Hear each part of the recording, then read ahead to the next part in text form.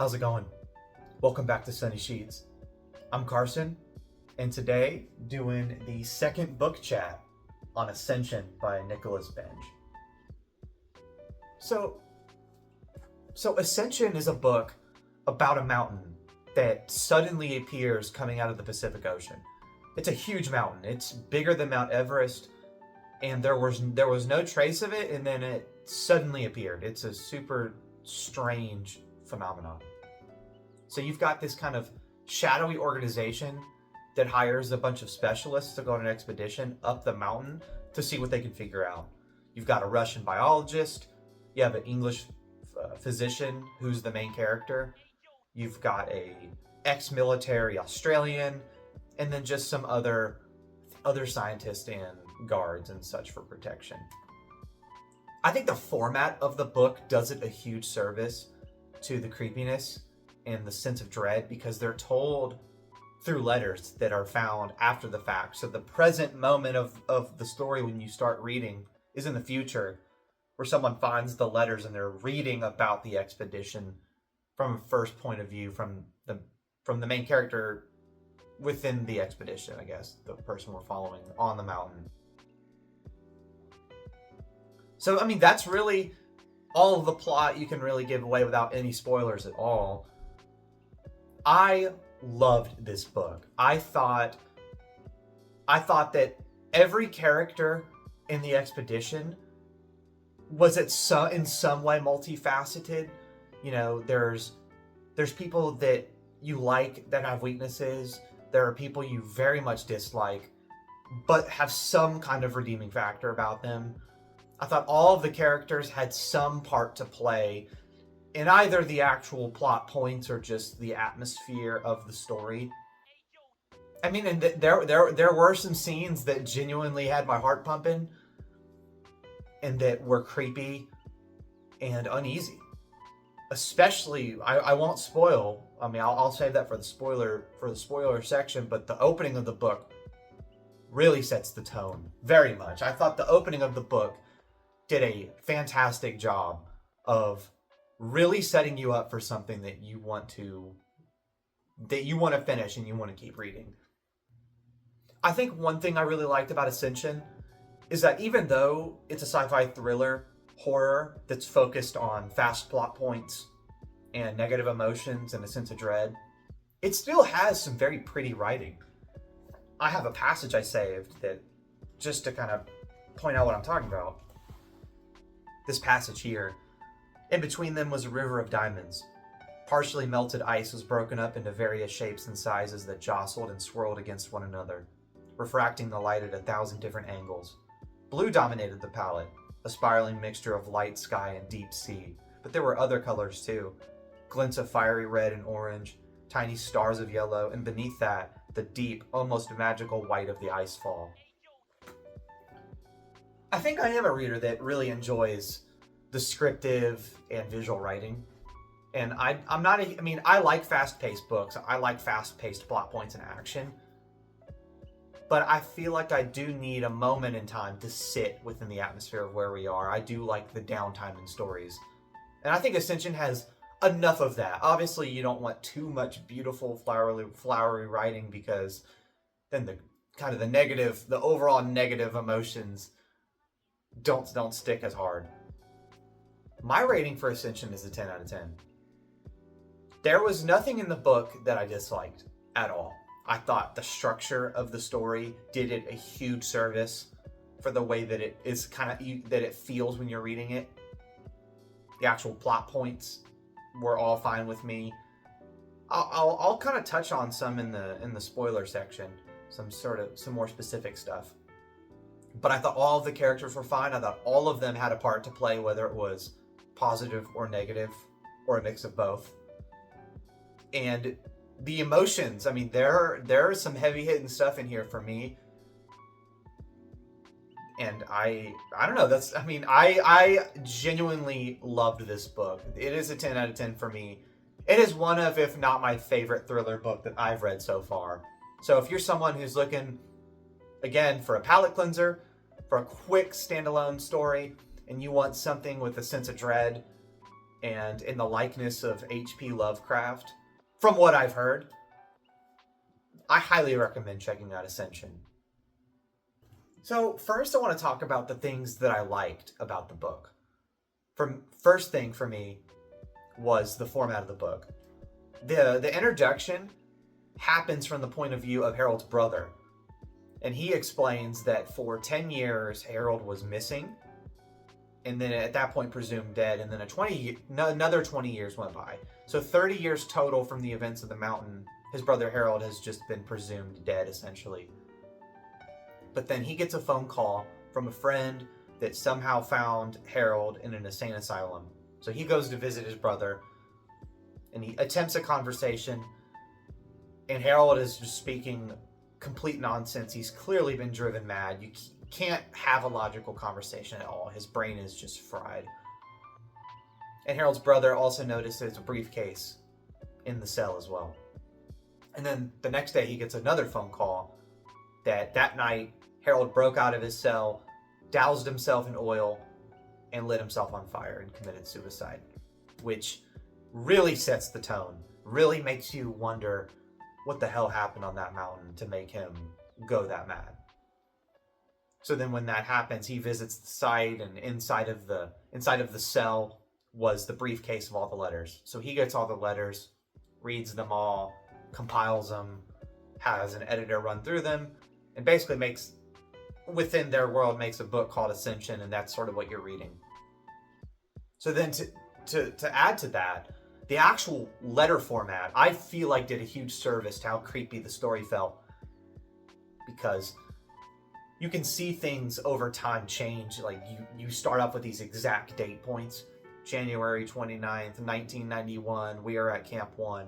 And as the story goes on, it just gets more and more vague.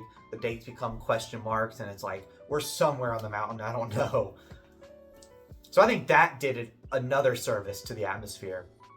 And then on the letters, because this is like a book that has been published, you have all these editor notes that really that elevate the unknown aspect of it all to another level. Because you've got one note, like an editor note, where it says, even though the date says this, when you carbon date the paper, this paper is actually the oldest paper. So it's like it's starting to put into question the order of the letters, which makes you question the order in which things happened, which just adds to the unknown feeling of it all. Another aspect that I really thought was done well was the cast of characters. I thought they were all well-rounded enough, or at least had some pros and cons to make them balanced in the sense of the story. And I think everyone had a point to play. The main character, a lot of this story revolves around his emotional trauma and how that comes up due to the events of the mountain. And it's something that his memories and who he was is something that he tried to lock away. But with all of the mental manipulation that's happening on this mountain, he needs to think about himself to stay grounded and to stay sane. So it's exploring his trauma, which is very heavy. He basically indirectly murdered his adopted son and left his wife and ran away from that. And he's been running away from his past self ever since. It's very, very deep trauma. And I think it was done well enough.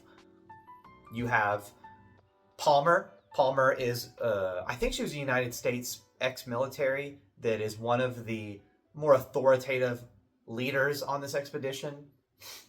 And I thought she was stoic enough. She wasn't a complete asshole, but she was stoic and stern. And one of her deep faults that she explains is having a kind of a victim complex. She feels like she's always being saved and she feels inadequate.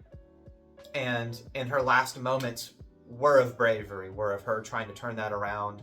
And she does a suicide grenade explosion on one of the, spoiler section, one of the monsters that is on the mountain. So I thought that was kind of nice for her. And then the warden, who is the kind of the main person that's doing the recruiting, I thought he was done well because he's a really nice guy. Like he's understanding of people's apprehension and worry, and he's kind of one of the cooler people. But as they go up the mountain, he actually becomes one of the aggressive ones. He's kind of the most susceptible to the mind manipulation, and he becomes extremely aggressive and extremely untrustworthy, and he becomes a big problem. So I thought there was a nice balance of, originally being one of the nicer people, but he actually becomes one of the most dangerous and unstable. Then you have easily the most disliked character, Benton, he's the macho man. He is the ex-Australian military man, and he is a complete asshole. He is so unbelievably unlikable and rude, and making fun of the memorial of some of the fallen members because he doesn't think they were tough enough. I mean, he's completely unlikable. But he's extremely competent at the same time. There's one part where they're inside of the heart of the mountain, which is the most dangerous for the mind manipulation. As soon as they enter this cavern, all of them start to be manipulated and lose sight of who they were.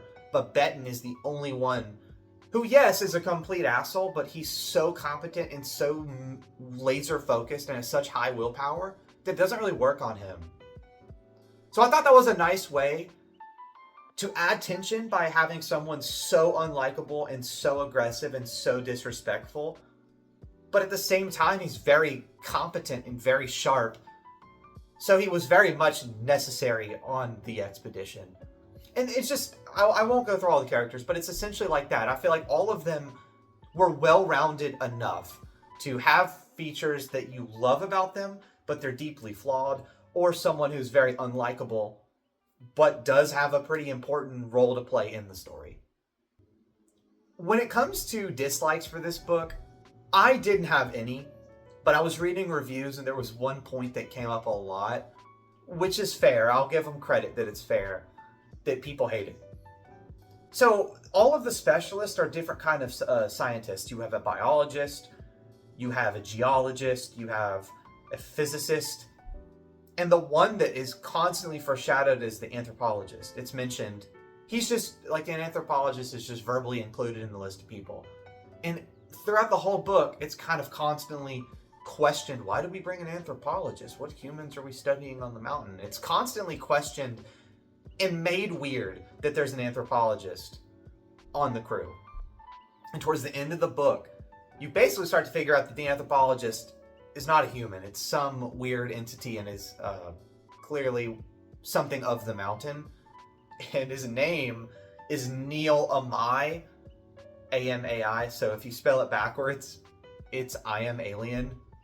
It's pretty goofy, and I know a lot of people thought that was really stupid, and it is pretty goofy, but if you're an all-powerful godlike entity who's been alive for millennia, I feel like being a trickster and being goofy like that kind of makes sense. I don't know. It didn't bother me that much. I'll admit it's pretty goofy when a book is trying to be serious and such, but I don't know. It didn't bother me. I know people hated that, but it's time for the video book excerpt outro.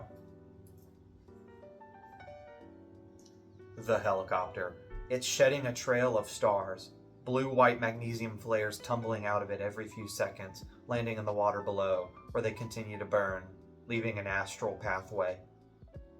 Snow Crash, Neil Stevenson.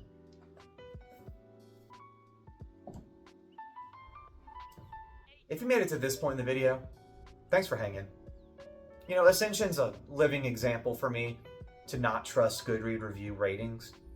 If I had based my decision to read this book off of the 3.6 score, you know, I probably wouldn't have bought it. 3.6 in Goodreads kind of reference, I guess, isn't super high. So one might see 3.6 and say, oh, well, that's not a super high score. I'm not going to read it. And I'm glad that I bought it because I loved this book. It was a 10 out of 10 for me. It probably is my favorite thriller book that I have read personally. So, you know, if you're looking for something creepy, standalone, a palate cleanser, I'd check it out. Thanks for watching.